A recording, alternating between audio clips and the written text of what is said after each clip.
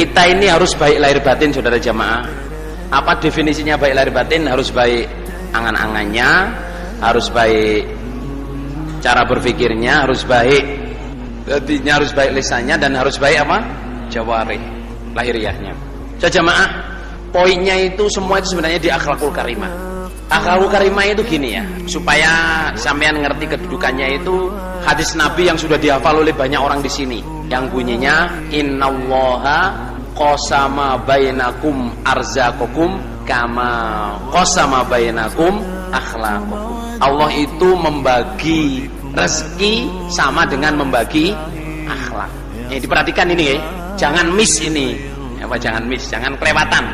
Ada dalil yang mengatakan Allah membagi rezeki sama dengan Allah membagi akhlak.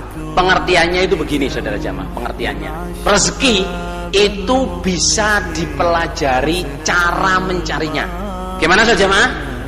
Rezeki bisa dipelajari cara mencarinya. Tetapi yang bisa mendatangkan rezeki menjadi rezeki yang banyak itu hanya kuasa Allah. Jadi sama-sama bisa bikin bakso, sama-sama bisa bikin mie goreng, sama-sama bisa bikin warung makan.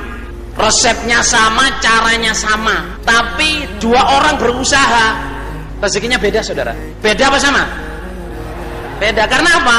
Skillnya, keterampilannya boleh sama, tapi yang menentukan rezeki adalah Allah. Itu pengertiannya. Begitu juga akhlak. Akhlak itu, saudara jamaah, sampean boleh khatam kitabul adab 100 kali. Kitabul adab di Bukhari hatam, kitabul adab di Muslim hatam, kitabul adab di Nasai hatam, di Abu Daud hatam, semua hatam. Tapi untuk mempunyai akhlakul karimah yang banyak, itu hanya kuasa Allah. Jadi jangan heran kalau ada orang hatam kitabul adab di Bukhari, di Muslim, semua hatam, tapi nggak punya akhlak. Jangan heran. Karena apa? Pembagiannya dari Allah itu tidak banyak.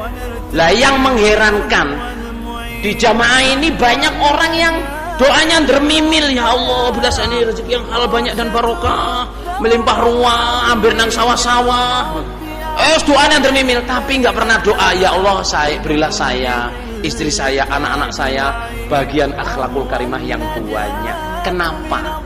Apa belum tahu artinya? Apa lebih penting rezeki daripada akhlak? Apa memang belum tahu?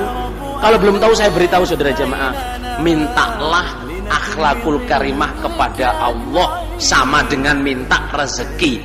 Karena apa? Sampean bisa punya ilmunya akhlak, tapi untuk punya akhlak itu hanya dari kalau gitu nggak perlu dong belajar ilmu akhlak. Perlu. Kayak sampean mau penjual makanan, buka restoran, ya harus punya ilmunya restoran, perlunya ilmunya masak, manajemen, bikin menu.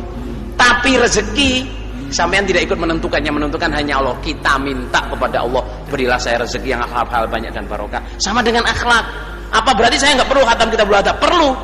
Tapi setelah khatam, mintalah ke Allah, ya Allah berilah saya ini bagian akhlakul karimah yang banyak. Karena apa, saudara jemaah? Dengan akhlak kita bisa hidup di mana saja. Dengan akhlak yang baik kita bisa hidup di mana saja. Mungkin apa lagi, Rasul?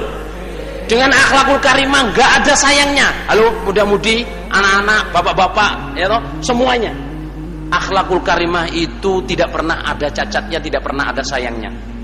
Tapi kalau udah akhlaknya akhlaknya jelek, saudara jamaah, semua disayangkan.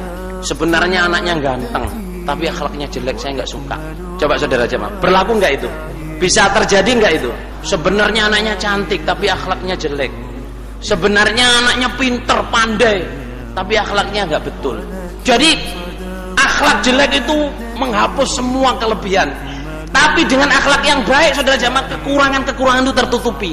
Anaknya nggak begitu ganteng, tapi akhlaknya baik, saya senang. Mungkin apa nggih, Lur? Akhlaknya orangnya nggak begitu cantik, tapi akhlaknya baik, sopan, rendah hati, ngomongnya lemah lembut, nggak apa-apa lah jadi menantu saya.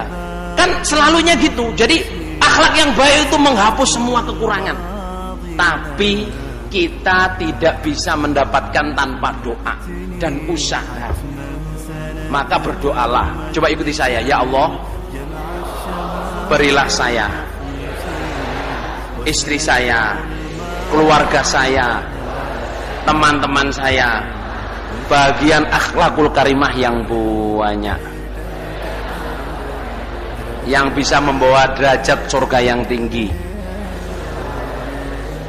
Barokah fid dunya wal akhirah. Ini saya contohkan saudara jamaah itu supaya sampean ngerti gimana caranya minta. Kadang-kadang jaluke piye ya ngono iku. Kalau saya doa, ya Allah bila saya, istri saya, anak-anak saya, adik-adik saya, ipar-ipar saya, keponakan-keponakan saya dan jamaah saya dan jamaah seluruh umumnya, jamaah keseluruhannya, berilah bagian akhlak karimah yang banyak, bisa rukun kompak, saling memaafkan, saling menghargai, ya, saling ingat mengingatkan, saling memaafkan, bisa masuk surga sama dari neraka. Itu doa, bagian dari doa saya saudara jamaah. Kalau ada orang yang enggak ini saya doain, ya Allah bila orang ini akhlak yang banyak, akhlak yang baik yang banyak. Soalnya minta itu sejamaah penting.